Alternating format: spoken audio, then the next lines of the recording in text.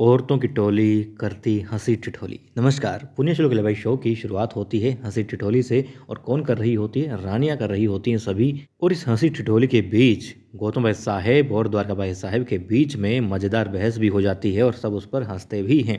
अब गौतम भाई साहेब ने रकमा से कहा कि अहिल्या देवी को बुला लाओ। रकमा कहती है कि अहिल्या नहीं आएगी, मैं बुलाने तो चले जाऊँ मगर वो आएंगी नहीं। क्यों नहीं आएंगी? जब पूछा गया तो कहती है कि उन्होंने तो सुबह से अपने कमरे में दरबार चला रखा है। अब दिखाते हैं देवी अहिल्या, युवराज, खंडेराव, गुनोजी, गुंगवतात्या, तुकोजी सभी लोग वहाँ पर होते हैं।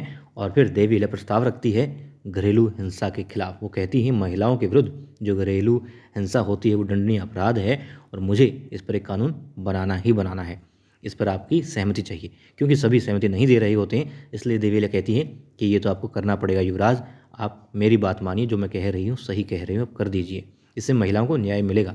अब गुरु जी कहते हैं कि हमें प्रजा के निजी मामलों में हस्तक्षेप नहीं करना चाहिए। हम किसी पति को कैसे समझा सकते हैं कि उसकी पत्नी के साथ उसे कैसा व्यवहार करना है? देवी कहती है बिल्कुल सही कहा गुरु जी आपने, मगर हम एक इंसान को समझा सकते हैं, बता सकते हैं कि उसे दूसरे इंसान के साथ में कैसा व्यवहार करना है।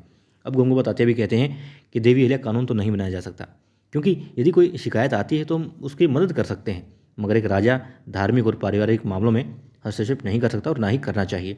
देवी अहिल्या पूछती है कि अगर महिला घर में ही सुरक्षित नहीं है तो? और जब घर में सुरक्षित नहीं है तो उसकी शिकायत कैसे आएगी? वो डरेगी, बाहर नहीं जा पाएगी, बात नहीं बता पाएगी। और यदि कानून होगा तो कानून का दरवाज़ा जरूर खटखटाएगी, मगर जब सुनवाई होने का कहीं रास्ता उसे दिखाई नहीं देगा तो क्यों भला कैसे शिकायत करेगी वो? अब गुनु जी कहते हैं कि कृष्णा को मौका मिला था मगर उसने कुछ नहीं कहा। अब खंडेराव जी भी कहते हैं कि हाँ, क्योंकि कोई भी झूठ बोल सकता है, कानून का सहारा लेकर उसका दुरुपयोग कर सकता है। और देवी फिर कहती है कि डर के मारे कृष्णा ने कुछ नहीं कहा। वो भी अपने रिश्ते को बचाना चाहती है और जो पति को हमारे धर्म में दर्जा दिया गया है बस उसी का वो फर्ज निभा रही थी। देवीला कहती हैं कि डर के मारे पत्नियां भी तो झूठ बोल सकती है, कहीं उसी पति को कड़ी सजा न मिल जाए। तो कैसे पता चलेगा कि झूठ कौन बोल रहा है? अब युवराज कहते हैं देवीला मैं आपकी भावनाओं को समझता हूँ, मगर भावनाओं के आधार पर और सिर्फ एक कृष्णा के लिए कानून नहीं बनाया जा सकता। फिर वो कहते हैं शांताराम के खिलाफ हमारे पास कोई सबूत नहीं है, कोई गवाह नहीं है। देवी अहिल्या कहती है कि मुझ पर भरोसा करो, मैंने देखा है उसकी आंखों में, मेरा यकीन कीजिए। यदि ये कानून बनता है तो शांताराम ही पहला अपराधी होगा जो इस कानून के तहत पकड़ा जाएगा, जिसे सजा मिलेगी। अब दिखाते हैं गोमती और कृष्णा वट पूजा के लिए जा रही होती है तो गोमती पूछती है अपनी माँ से कि तुम ठीक तो हो ना, तुमसे चला जाएगा? वो कहती है हाँ, व्रत करना है, पूजा करनी है। तो भला मुझे कैसे हो सकता है? आदर्श पत्नी व्रत रखती हैं और मैं भी रखूंगी, मैं भी पूजा पूरी करूंगी।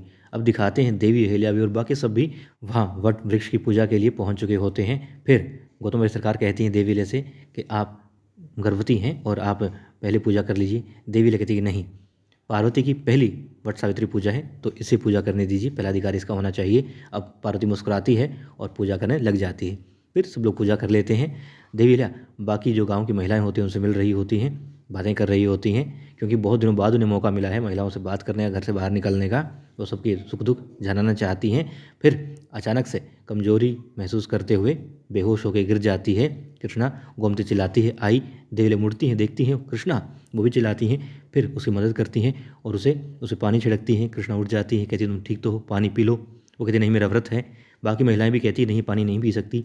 देवी अहिल्या कहती है कि आपका स्वास्थ्य है, इस चीज़ की इजाज़त नहीं दे रहा कि आप निर्जला व्रत करें, पानी पी लो। वो कहती है पी लो। नहीं, नहीं पी सकती। बाकी महिलाएं भी कहती है पति क्या कहेगा, उसे पता लगेगा वो क्या सोचेगा। जब देवी अहिल्या कहती है कि देखो तुम्हारा स्वास्थ्य तुम्हारा साथ नहीं दे रहा है और तुम्हें अपनी पत्नी के लिए तो जिंदा रहना है ना, तो इसके लिए पानी पी लो।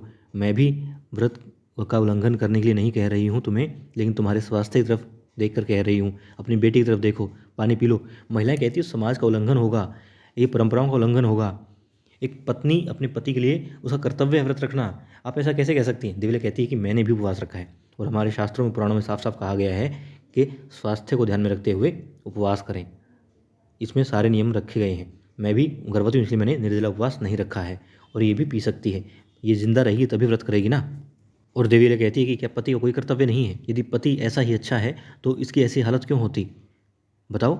अब महिलाएं चुप हो जाती, कोई शब्द नहीं होते। और गौतम भाई साहेब भी हैं, बाकी सभी रानियां जो हैं अवाक रह जाती हैं, देख रही होती हैं कि देवी अहिल्या क्या कर रही है। और जो बातें कह रही थी, क्योंकि वो सही कह रही थी, इसलिए वहाँ पर कोई भी रानी नहीं बोली। अब क्या होता है? अब कृष्णा पानी पी लेती है और महिलाएं एक दूसरे में फिर बातें करने लग जाती है। अब दिखाते हैं युवराज, तुकोजी और गुनुजी होते हैं और तुकोजी कहते हैं युवराज से कि मेरा सुझाव है कि हमें इस मुद्दे पर और लोगों की भी राय लेनी चाहिए ताकि आप बेहतर निर्णय ले पाएं। और फिर गुनुजी बोलते हैं कि तुम्हें क्या आवश्यकता है, तुम अपने काम से काम रखो। बेहतर होगा कि इन मामलों में चुप ही रहें, क्योंकि मैं और खंडेराव इस पर चर्चा कर लेंगे और फैसला लेने का अधिकार सिर्फ हमें है। अब युवराज खंडेराव कहते हैं कि आप तुकोजी से इस तरीके से कैसे बात कर सकते हैं। अब तुकोजी युवराज को रोकते और कहते हैं गुरु जी को कि मुझे जिस चीज़ का अधिकार है मैं वही बात कर रहा हूँ। मान लिया निर्णय लेने का अधिकार मुझे नहीं है, लेकिन राय देने का अधिकार मेरे पास है और खंडेराव की चिंता मुझे है। अब तुकोजी वहाँ से चले जाते हैं और दिखाते हैं कृष्णा अपने घर लौट रही होती है अपनी बेटी के साथ में। रास्ते में महिलाएं उसको ताने देती हैं और घर पहुँचते क्या देखती है, शांताराम अपने दोस्तों के साथ में शराब पी रहा होता है। दोस्त वहाँ से चले जाते हैं। अब कृष्णा को वो मारना चाहता है, बेटी रोकना चाहती है तो गोमती को भी डांट करके मार करके नीचे गिरा देता है और फिर डंडा उठा के लाता है और कहता है कि अब मैं तुम्हें नहीं छोड़ूंगा, अब देखना तुम माँ बेटियों की क्या हालत करूँगा। तभी देवी आ जाती है और कहती है कि रुक जाओ शांताराम, और शांताराम रुक जाते हैं। सैनिक उसे पकड़ लेते हैं।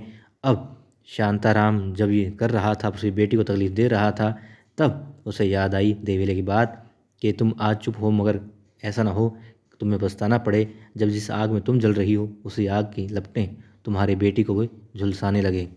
अब वो कहती है कि वाकई में देवीला आप सही कह रही थी, आप जान गई थी कि मेरी चुप्पी क्या नुकसान कर सकती है, और अब वो कहती है कि मैं इस राक्षस के साथ में नहीं रहना चाहती, इस सज़ा का ही हकदार है। और वो दोनों माँ बेटी कृष्णा और गोमती कहती है हमें बचाओ, इससे हमें बचाओ।